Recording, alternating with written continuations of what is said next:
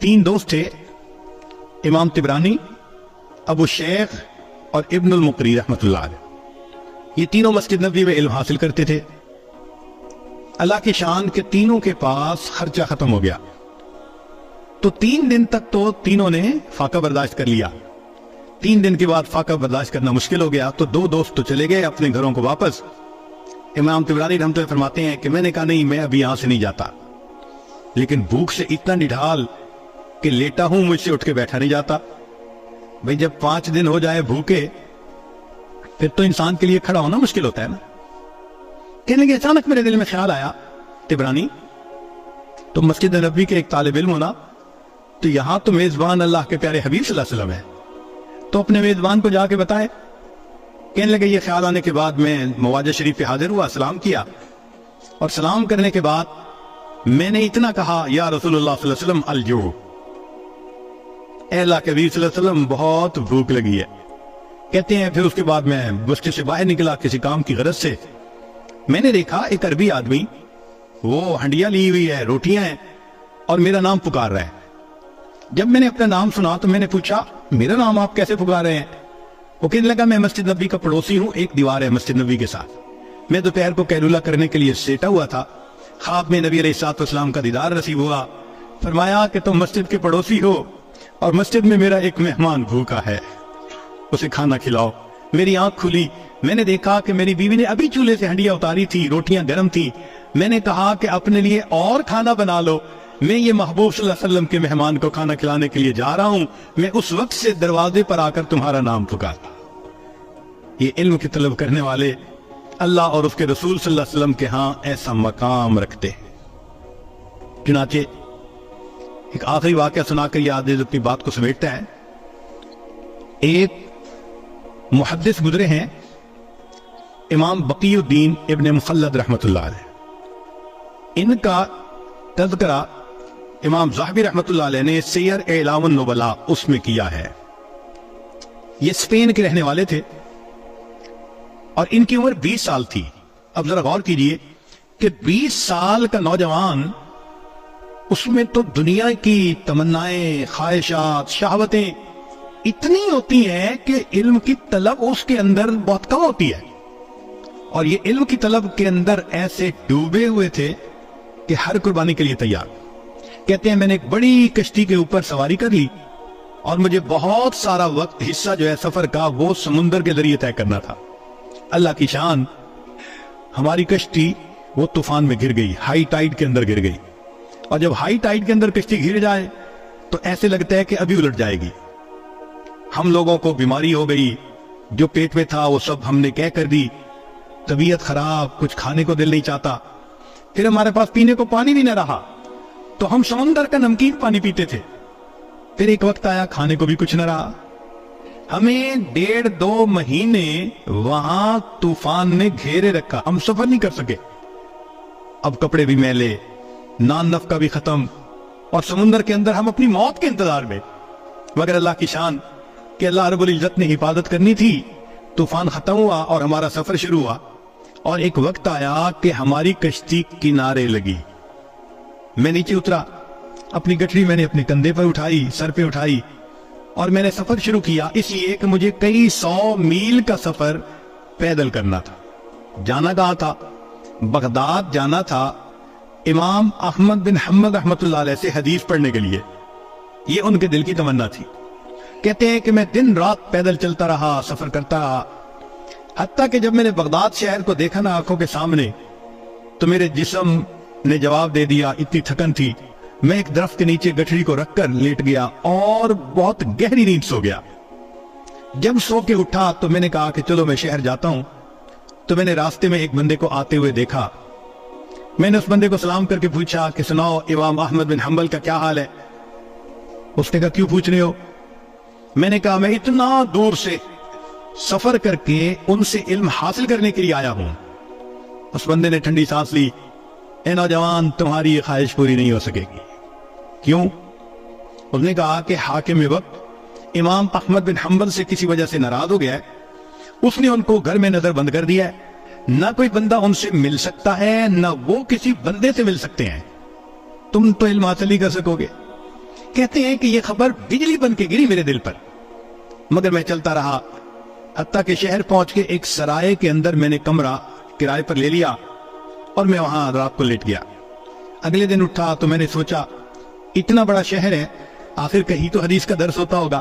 تو مجھے پتہ چلا کہ عصر کی نماز کے بعد ایک محدث تھے جو استاد المحدثین تھے، یحییٰ ابن معین رحمۃ اللہ علیہ، جو جرح اور تعدیل کے امام کہے جاتے ہیں، وہ حدیث کا درس دیتے تھے۔ میں عصر کے بعد وہاں پہنچ گیا، انہوں نے ایک حدیث مبارکہ پڑھائی، پھر بتایا، پھر اس کے بعد کوسچن آنسر کی نشست شروع ہوئی۔ تو لوگوں نے ان سے روات کے بارے میں سوال پوچھنے شروع کر دیے، فلاں راوی کے بارے میں آپ کیا کہتے ہیں، فلاں راوی کے بارے میں۔ تو کہنے لگے کہ یحییٰ بن معین رحمۃ اللہ علیہ وہ جواب دینے لگے۔ تو میں اٹھا اور میں نے اٹھ کر کہا کہ جی آپ ہشام بن عمار کے بارے میں کیا کہتے ہیں؟ ان کا وہ چادر والے؟ میں نے کہا ہاں۔ کہنے لگے اگر ان کی چادر کے نیچے تکبر بھی آ جائے تو بھی ان کی ثقافت میں کوئی فرق نہیں پڑتا، یعنی وہ اتنے ثقہ ہیں، پکے بندے۔ پھر میں نے دوسرا کوسچن پوچھنا شروع کیا، تو جو قریب والے تھے انہوں نے میرا کرتا پکڑ کے کھینچا۔ ان کا طالب علم تو اجنبی نظر آتا ہے، یہاں کی مجلس کا یہ دستور ہے کہ ہر بندہ ایک مجلس میں ایک کوسچن پوچھ سکتا ہے، سارے کوسچن ایک ہی پوچھے گا تو باقیوں کی باری کیسے آئے گی؟ بیٹھ جاؤ۔ کہنے لگے جب انہوں نے کہا بیٹھ جاؤ تو میں نے، مسکین چہرہ تو تھا ہی صحیح، ان کی منت سماجت شروع کر دی، میں نوارد ہوں، مجھے پتہ نہیں تھا، میں نے اصل کوسچن تو اب پوچھنا تھا، میں یہ کوسچن پہلے پوچھتا۔ لوگوں نے میری فریاد کو دیکھا تو ان کو ترس آ گیا، وہ کہنے لگے اچھا ایک کوسچن اور پوچھ سکتے ہو۔ کہتے ہیں کہ میں نے یحییٰ بن معین رحمۃ اللہ علیہ سے ایک کوسچن اور پوچھتا، اور وہ کوسچن کیا تھا؟ میں نے پوچھا کہ مجھے امام احمد بن حنبل کے بارے میں آپ بتائیے کہ آپ کیا کہتے ہیں۔ میرے سوال کو سن کر یحییٰ بن معین رحمۃ اللہ علیہ نے سر کو جھکا لیا، مجمع پہ سناٹا چھا گیا، پن ڈراپ سائلنس۔ لوگ حیران تھے کہ اس بندے نے ایسا کوسچن پوچھ لیا، اس کو نہیں پتا کہ حاکم وقت کے کتاب میں ہے وہ۔ تھوڑی دیر خاموشی رہی، بالآخر یحییٰ بن معین رحمۃ اللہ نے سر اٹھایا، ٹھنڈی سانس لی اور کہا کہ امام احمد بن حنبل امام المسلمین ہے۔ جب انہوں نے یہ الفاظ کہے کہ احمد بن حنبل امام المسلمین ہے تو میں نے دل میں اور پکا ارادہ کر لیا کہ میں نے ان سے حدیث پڑھنی ہے۔ جب درس ختم ہوا تو میں نے قریب کے ایک آدمی کو کہا کہ مجھے امام احمد بن حنبل کا گھر دکھا دیجئے۔ اس نے کہا بھائی نہیں، پولیس کو پتہ چل گیا تمہیں بھی سزا ملے گی، مجھے بھی ملے گی۔ پھر میں نے اس کو کہا کہ بھئی ایسے کرو کہ مجھے ساتھ لے چلو اور امام احمد بن حنبل رحمۃ اللہ علیہ کے دروازے سے گزرتے ہوئے تم آنکھ کے اشارے سے بتا دینا کہ یہ گھر ہے، پھر میں جانوں میرا کام جانے۔ اس نے کہا چلو اتنا میں کر دیتا ہوں۔ تو اس نے مجھے امام احمد بن حنبل کے گھر کا دروازہ دکھا دیا، میں نے راستہ اچھی طرح یاد کر لیا اور میں لوٹ کے اپنے ہوٹل کے کمرے میں آ گیا۔ اب میں رات بھر سوچتا رہا کہ امام احمد بن حنبل سے میں علم حاصل کیسے کر سکتا ہوں، مجھے چین نہیں آتا تھا، میرا دل سکون میں نہیں تھا، میں کیسے ان سے علم حاصل نہ کروں، مجھے ہر قیمت پہ علم حاصل کرنا ہے۔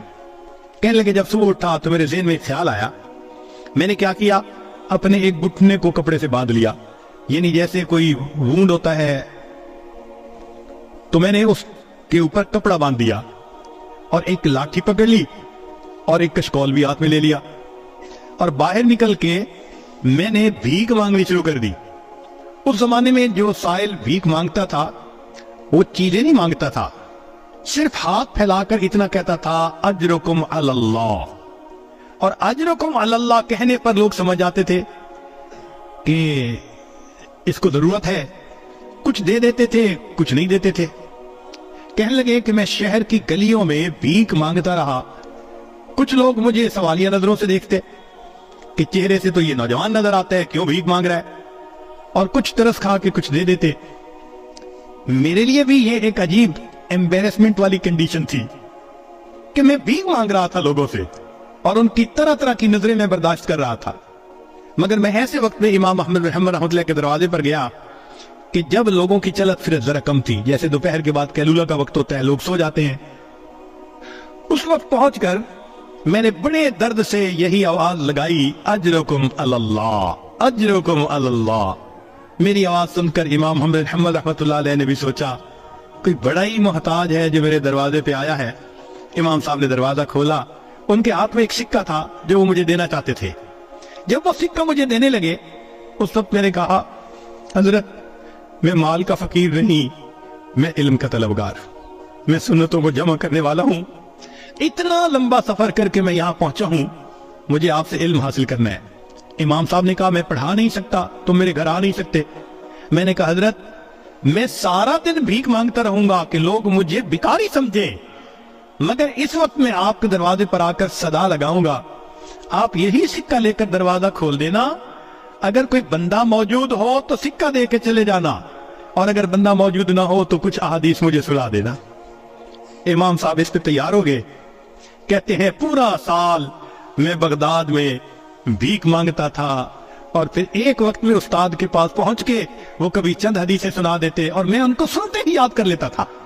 اس طرح میں نے ایک سال امام احمد بن حنبل رحمۃ اللہ علیہ سے علم حاصل کیا۔ اللہ کی شان کے ایک سال کے بعد جو وقت کا حاکم تھا وہ فوت ہو گیا، جو نیا حاکم بنا اس کو امام احمد بن حنبل رحمۃ اللہ علیہ سے عقیدت تھی، اس نے نظر بندی بھی ختم کر دی اور مسجد میں دوبارہ درس بھی شروع کروا دیا۔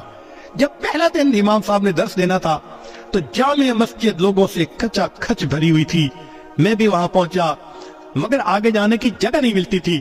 بڑی محنت کوشش کے بعد میں ذرا آگے گیا، امام صاحب نے دور سے مجھے دیکھا تو امام صاحب نے فرمایا لوگوں ذرا راستہ دے دو، علم کا صحیح طلبگار تو یہ نوجوان ہے۔ علم کی تاریخ میں ایسے بھی حضرات گزرے کہ جو بھیک مانگنے کے بہانے اپنے استاد سے علم پاتے تھے۔